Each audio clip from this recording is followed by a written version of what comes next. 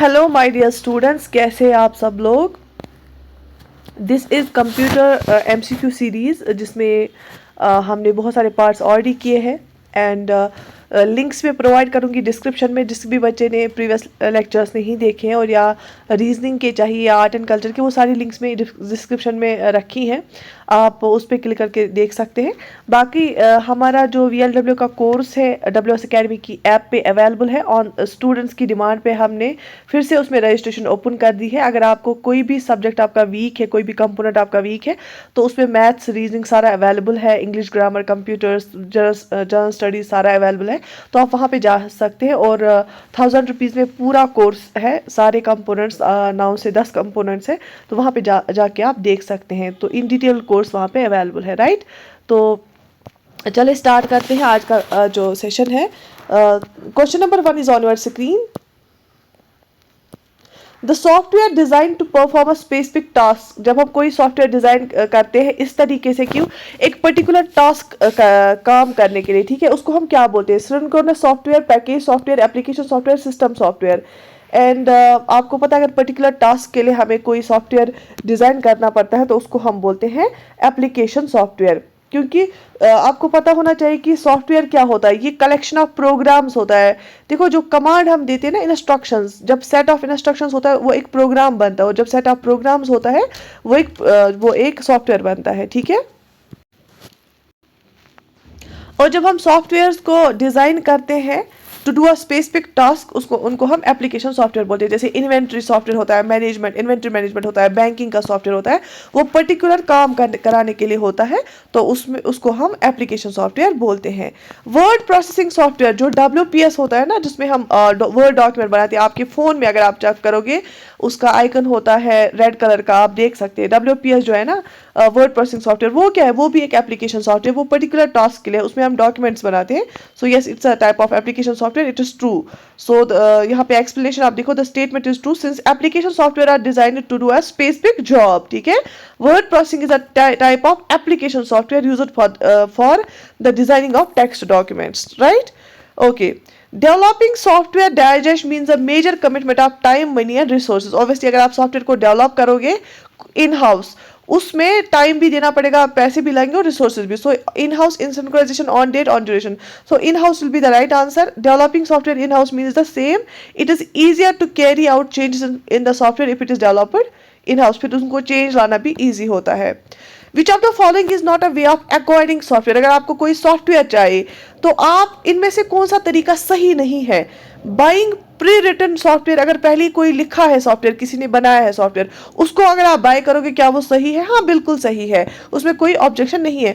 Ordering customised software, अगर आपको कोई पर्टिकुलर टाइप ऑफ नीड चाहिए, थोड़ा हट के चाहिए, आपका रेस्टोरेंट है, रेस्टोरेंट के लिए सॉफ्टवेयर ऑलरेडी बना के, लेकिन आपका कुछ डिफरेंट उसमें आना चाहिए, तो आप कस्टमाइज करा सकते हो, तो वो भी सही तरीका है, ऑर्डर करा सकते हो। Downloading public domain software, public domain में जो ओपन सोर्स सॉफ्टवेयर होते हैं ना, अगर आप वो डाउनलोड करोगे, ऑब्वियसली वो हर एक के लिए फ्री होता है, तो आप भी कर सकते हो, वो भी सही तरीका है। डुप्लीकेटिंग ऑफ द सॉफ्टवेयर, अगर आप सॉफ्टवेयर का डुप्लीकेशन करते हो ना, वो सही नहीं है, that is not the correct way. So option D here will be the right answer. Duplication is not a correct way of acquiring software. All the other options are valid. Apart from these, another option could be development of customized software, obviously, है ना। Okay, OSS stands for Open System Service, Open Source Software, Open System Software, Open Synchronized Software. OSS stands for, OSS का full form क्या है? आप बता सकते हैं, comment section में लिख लीजिए। And the right answer is option B, open source software. OSS stands for open source software. OSS allows any user to download, view, modify, distribute the software. Also the user can fix bugs according to needs. तो जो open system software होता है ना, वो अलो करता है user को, आपको डाउनलोड भी कर सकते हैं, आराम से व्यू भी कर सकते हैं, उसको मॉडिफाई कर सकते हैं, रिडिस्ट्रीब्यूट कर सकते हैं। इवन अगर उसमें बग्स होंगे, कुछ एरर्स होंगे, अगर आपको लगता है आपके हिसाब से उसमें कुछ एरर है, वो भी आप उसमें चेंज कर सकते हैं। Public domain software is usually system supported, source supported, community supported, programmer supported. जो पब्लिक डोमेन सॉफ्टवेयर होते हैं ना, ऑब्वियसली आप उसको इजीली डाउनलोड कर सकते हैं, व्यू कर सकते हैं। वो क्या होते हैं? वो सिस्टम सपोर्टेड होते हैं, सोर्स सपोर्टेड होते हैं, कम्युनिटी सपोर्टेड होते हैं, प्रोग्रामर सपोर्टेड होते हैं। ऑब्वियसली हर एक यूजर के लिए तो वो नहीं बनाया जा सकता, वो एक पर्टिकुलर कम्युनिटी के लिए बनाया जाता है। एजुकेशन सॉफ्टवेयर होता है, बैंकिंग रिलेटेड सॉफ्टवेयर होता है, जो है टीचर्स के लिए सॉफ्टवेयर होता है। तो public domain software is generally community supported. It is community supported as author does not support user is directly, right? Okay. Set of programs which consist of full documentation उसको हम क्या बोलते हैं? Software package, system software, utility software, file package. Set of programs, जब एक set of programmes होता है उसको हम क्या बोलते हैं? मैंने आपको बोला उसको हम सॉफ्टवेयर बोलते हैं विच कंसिस्ट ऑफ फुल डॉक्यूमेंटेशन। तो सॉफ्टवेयर पैकेज हम उसको बोलेंगे, क्योंकि एक पैकेज होता है जहाँ पे एक से ज़्यादा प्रोग्राम्स होते हैं, एक से ज़्यादा सॉफ्टवेयर्स होते हैं। तो फुल डॉक्यूमेंटेशन के साथ सॉफ्टवेयर पैकेज हम उसको बोलेंगे। So it is called a software package. A software is nothing but a collection of programs. A software package can solve a specific problem or perform a specific type of job. जैसे Microsoft Office होता है, वो एक package of software है ना? उसमें Microsoft Office होता है, Microsoft Word, Microsoft Excel, Microsoft PowerPoint, Microsoft Access, Microsoft Outlook, ठीक है? Okay. Interpreter is used as a translator for, आपको पता ही है, अगर आप असेंबली लैंग्वेज इस्तेमाल करते हो लेकिन हमारा कंप्यूटर सिर्फ मशीन लैंग्वेज समझता है, तो आपको असेंबलर का इस्तेमाल करना पड़ता है। असेंबलर एक ट्रांसलेटर होता है। वैसे अगर आप हाई लेवल लैंग्वेज इस्तेमाल करते हो तो आप कंपाइलर का इस्तेमाल करते हैं, तो वो ट्रांसलेट करता है। तो वैसे ही इंटरप्रेटर भी ट्रांसलेट करता है, लेकिन इंटरप्रेटर और कंपाइलर में ये फ़र्क है। इंटरप्रेटर लाइन टू लाइन करता है, एक लाइन लेता है, उसको ट्रांसलेट करता है, एग्जीक्यूट कराता है, लेकिन कंपाइलर पे सारे प्रोग्राम को ट्रांसलेट करता है। सो इंटरप्रेटर क्या करता है? किस चीज़ को ट्रांसलेट करता है? Low level language, high level language, COBOL और सी। सो यहाँ पे सही ऑप्शन है option B, high level language. It is generally used to make the code in a machine understandable format, जो मशीन अंडरस्टैंड करेगी। तो ये ट्रांसलेट करता है कोड को उसी में जो मशीन अंडरस्टैंड करेगी। Interpreter is used with a high level language. Similarly assembler is used in case of low level language. जब हमारे पास लो लेवल लैंग्वेज होती है, उनको ट्रांसलेट करना होता है, तो हम असेंबलर का इस्तेमाल करते हैं। What do you call a specific instruction designed to do a task? अगर आप इंस्ट्रक्शन देते हैं कंप्यूटर को कोई पर्टिकुलर टास्क कराने के लिए, उसको आप क्या बोलोगे? Command, process, task, instruction. तो उसको आप बोलते हो option A, command. A program is set of instructions. A command is given to do a specific job. A program in execution is called a process. अब जब हम कोई प्रोग्राम एग्जीक्यूट कराते हैं ना, उसको हम क्या बोलते हैं? प्रोसेस बोलते हैं। They normally interact with the system via user interface provided by the application software. तो कौन यूजुअली सिस्टम के साथ इंटरेक्ट करते हैं यूज़र इंटरफेस के टाइम? यूज़र इंटरफेस से कौन जो है नॉर्मली इंटरेक्ट करते हैं सिस्टम के साथ? जैसे फॉर एग्जांपल अगर मुझे सिस्टम पे कोई चीज़ करना है, तो मुझे इंटरेक्शन करनी है सिस्टम के साथ, तो मैं कैसे करूँगी? मैं यूज़र इंटरफेस के थ्रू करूँगी। और वो यूज़र इंटरफेस कौन प्रोवाइड करता है? वो यूज़र इंटरफेस हर एक एप्लीकेशन सॉफ्टवेयर प्रोवाइड करता है। अगर मैं WPS खोलूँगी तो वहाँ पे मुझे एक इंटरफेस मिलेगा। तो मुझे फॉर एग्जांपल को ये करना है कि मुझे कोई डॉक्यूमेंट बनाना है, अगर मैं क्या करूँगी काम, PPT खोलूँगी तो एक और आएगा उसमें मुझे इंटरफेस। तो इंटरफेस होता है मीडियम जिसके थ्रू मैं सिस्टम से बात करती हूँ, इंटरेक्ट करती हूँ, और वो इंटरफेस कौन प्रोवाइड करता है? Application software. तो कौन नॉर्मली इंटरेक्ट करता है सिस्टम के साथ through user interface? Obviously users ही करेंगे, प्रोग्रामर, डेवलपर, यूजर, टेस्टर। तो यूजर ही करेगा ना इंटरेक्ट सिस्टम के साथ थ्रू यूजर इंटरफेस। तो user interface with the system, users interact with the system via user interface that is given by the application software. An application software is set of instructions designed to serve a particular purpose. ठीक है, okay. The language made up of binary coded instructions. कौन सी language होती है जिसमें binary coded instructions binary code से बनाए होते हैं? Machine language, C level language, basic language, high level language. आपको पता ही है जो मशीन लैंग्वेज है वो बाइनरी कोडेड इंस्ट्रक्शन से बनाई होती है, जीरोज एंड वनस से। The language made up of binary coded instructions built into the hardware of a particular computer and used directly by the computer is machine language. और machine language computer समझता है जो zeros and वनस से बनाया होता है, इसलिए इसको हम बाइनरी लैंग्वेज बोलते हैं। Binary code comprise of digits from 0 to 9। True और फॉल्स? क्या बाइनरी कोड में 0 to 9 डिजिट्स यूज होते हैं, या क्या ये सही है या गलत है? बताइए। This is false. क्यों ये स्टेटमेंट इसलिए फॉल्स है क्योंकि बाइनरी में क्या होता है, सिर्फ दो डिजिट्स का इस्तेमाल होता है, एक तो जीरोस का और वंस का। जीरो का मतलब होता है ऑफ, वन का मतलब होता है ऑन, या जीरो का मतलब होता है लो वोल्टेज, वन का मतलब होता है हाई वोल्टेज। ठीक है, zero denotes false and one denotes truth value. False and truth भी इसमें होता है, जैसे लॉजिक गेट्स हम पढ़ते हैं इलेक्ट्रॉनिक्स में, जीरो का मतलब होता है फॉल्स एंड वन का मतलब होता है truth, right. The dash dash contains the address of the next instruction to be executed. Obviously एक एक करके इंस्ट्रक्शंस आती है, जो नेक्स्ट इंस्ट्रक्शन हमें चलानी होती है किसमें उसका एड्रेस होता है। IR इंस्ट्रक्शन रजिस्टर में होता है, PC में होता है, एक्यूमुलेटर में होता है, सिस्टम काउंटर में होता है। किसमें नेक्स्ट इंस्ट्रक्शन जो हमें चलानी होती है ना उसका एड्रेस होता है। So the right answer will be option B. PC stands for program counter. It contains the address of the next instruction to be executed, right? Okay. The memory unit is made up of dash dash bytes, 256, 124, 4096 and 3096. Memory unit कितने bytes का बना हुआ होता है? And the right answer is option C. The memory unit is made up of 4096 bytes. Memory unit is responsible for the storage of data. ये किस चीज़ के लिए रेस्पॉन्सिबल होता है, स्टोरेज ऑफ डेटा के लिए रेस्पॉन्सिबल होता है। It's an important entity in the computer system. Computer system में बहुत ही इंपॉर्टेंट एंटाइटी होती है, और मेमोरी यूनिट जो होता है वो 4096 बाइट्स का होता है। ऑब्वियसली जो भी हमें डेटा स्टोर करना होता है वो मेमोरी यूनिट में ही स्टोर होता है, तो कंप्यूटर का एक काम ही होता है स्टोरेज वाला।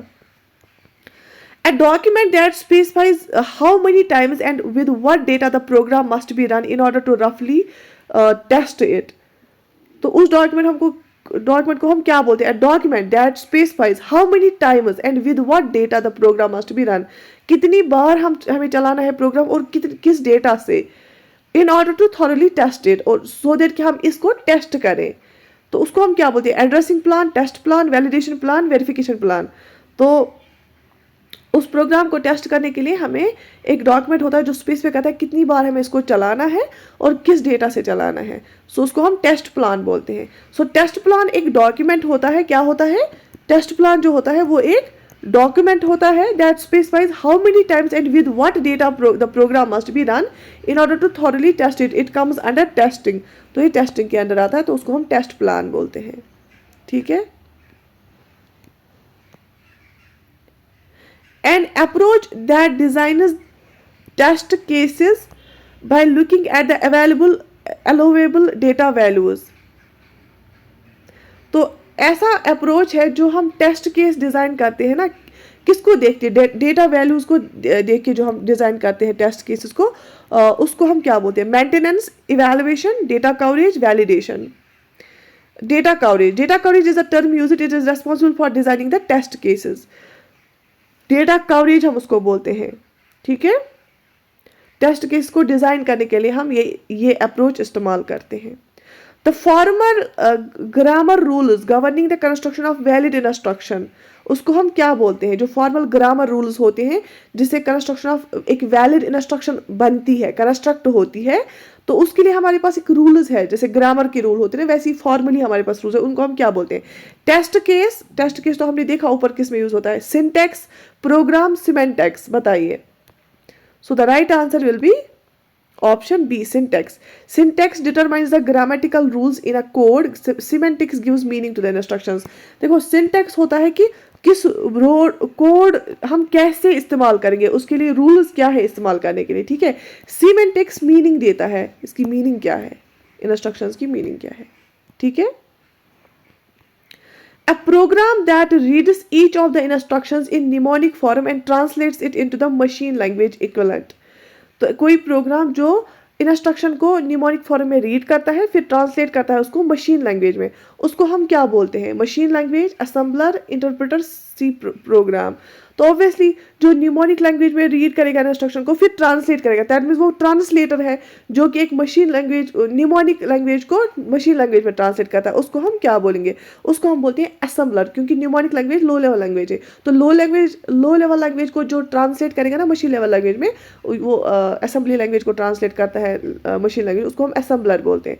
सो असेंबलर ही काम करता है। Assembler does this job, a language that uses mnemonic codes for the representation translation of machine language instructions is called assembly language. तो असेंबली लैंग्वेज को जो ट्रांसलेट करता है मशीन लैंग्वेज में उसको हम असेंबलर बोलते हैं, ठीक है। और असेंबली लैंग्वेज में न्यूमोनिक्स का इस्तेमाल होता है। An approach that design is test cases by looking at the allowable data values, हमने अभी देखा इसको, उसको हम क्या बोलते हैं, data coverage, code coverage, debugging, validation. Data coverage उस अप्रोच को बोला जाता है जो डिजाइन करता है टेस्ट केसेस को by looking at allowable data values. Code coverage is an approach that designs test cases by looking at the code.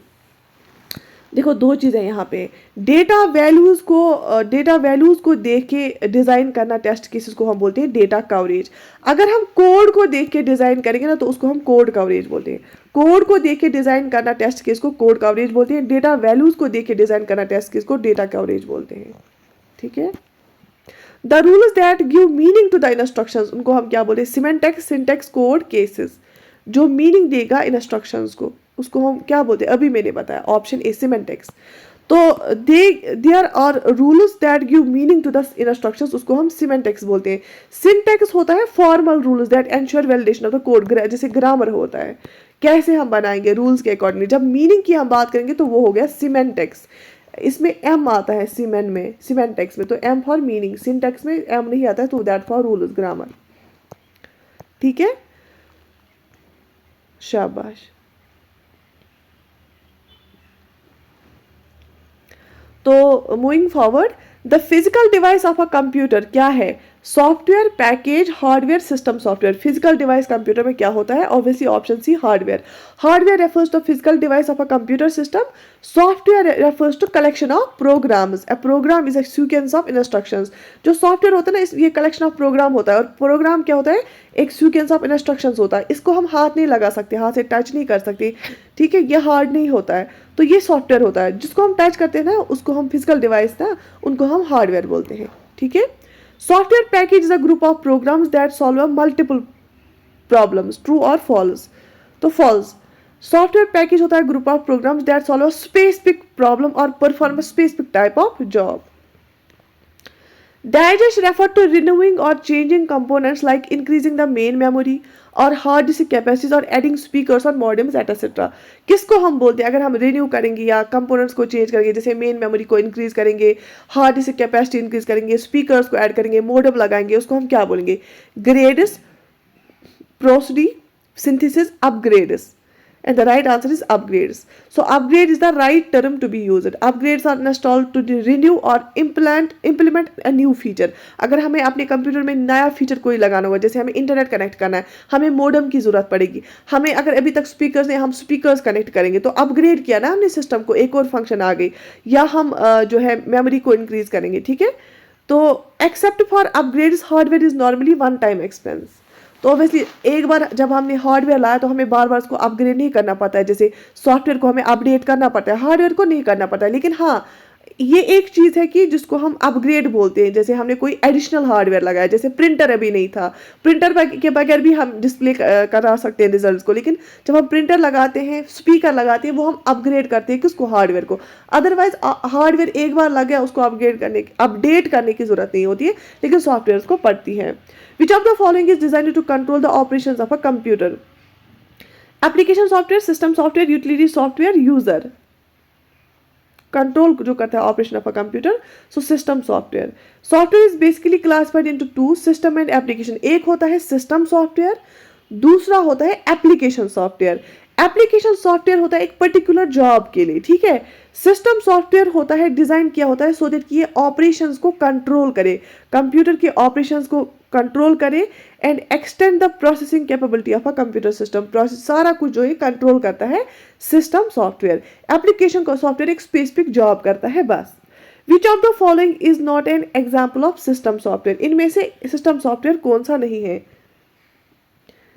Language translator, utility software, communication software, word processor. Option D, word processor क्या होता है, एक document बनाने के लिए word processing system जैसे होता है, वर्ड प्रोसेसिंग सॉफ्टवेयर जैसे होता है, वो सिस्टम सॉफ्टवेयर नहीं होता है, वो एप्लीकेशन सॉफ्टवेयर होता है वर्ड प्रोसेसर। बाकी ये system software. A system software is responsible for controlling the operations of a computer system, लेकिन वर्ड प्रोसेसर क्या है, एप्लीकेशन सॉफ्टवेयर है, क्योंकि ये स्पेसिफिक टास्क करने के लिए है। A person who designs the programs in a software package is called, उस इंसान को हम क्या बोलते हैं जो हमें सॉफ्टवेयर जो डिजाइन करके देखता है सॉफ्टवेयर पैकेज में programs. User, software manager, software developer, software program, system developer, system programmer, उसको हम बोलते हैं system programmer. The programs included in a system software package are called system programs. Programmers who design them and prepare them are called system Programmers. ठीक है? Dash dash is designed to solve a specific problem or to do a specific task. ये फिर भी हमें पता है application software इसका answer होगा, है ना? Assembler is used as a translator for, किसके लिए हम assembler यूज करते हैं एज ट्रांसलेटर? ऑब्वियसली हमने आज ऊपर पढ़ा लो लेवल लैंग्वेज के लिए। Assembler is used in case of low level languages. It is generally used to make the binary code into an understandable format. Interpreter is used with the high level languages similarly. Who do you call a program in execution? Command, process, task, instruction. हम किसको बोलते हैं जब कोई चीज़ execution में होती है? हम उसको बोलते हैं प्रोग्राम है। क्या हम कमांड को बोलते हैं, टास्क को बोलते हैं, प्रोसेस को बोलते हैं, इंस्ट्रक्शन को बोलते हैं? ऑब्वियसली जब कोई प्रोग्राम एग्जीक्यूशन में होते हैं, जब कोई प्रोग्राम एग्जीक्यूशन में होता है उसको हम वो प्रोसेस बोलते हैं। So option process is correct. A program is a set of instructions, a program in execution is called a process. Which of the following is not a process state? Terminated, running, blocked, execution. तो ये इनमें से कौन सा नहीं है process state वाला, process वाला state? So the right answer will be C, blocked. There is no blocked state in the process model. Process model में कोई भी blocked state नहीं है। The different states are, उसमें process model में क्या है याद रख लेना। Ready state है, running है, executing है, waiting है, terminated है। Ready है, running है, executed है, waiting है, terminated है। ठीक है, तो उसमें कोई process state नहीं, ये blocked state नहीं है। Terminated भी है, waiting भी है, executing भी है, running भी है, ready भी है, लेकिन blocked नहीं है। याद रहा यहां तक? ओके, तो I think sufficient for today. So हाँ, तो अगर किसी को ज्वाइन करना है VLW का course, that's available on WS Academy app. Full course available है। अगर आपको कोई पर्टिकुलर कंपोनेंट नहीं आता है या वीक है तो डोंट टेक रिस्क। तो अगर आपको बाकी कंपोनेंट्स तैयार है तो एक कंपोनेंट को आपको करना चाहे मेहनत, उस पर अभी टाइम भी है ठीक ठाक। बाकी वीडियो को लाइक करना, कमेंट ज़रूर करना कि आपको कैसा लग रहा है ये सेशन, और subscribe to our channel. And yes, I will put the links in the description, and if you want to join our course you can join that on WS Academy app. Baki, thank you so much for your response, for your respect and love which I am getting through a lot of comments. मैं खुद monitor करती हूँ इस पे comments को, जो भी suggestions हमें मिलती हैं। और अगर आपकी कोई सजेशन भी है, you can write that in the comment section. That's welcome and I wish you all the best. Take very good care of yourself.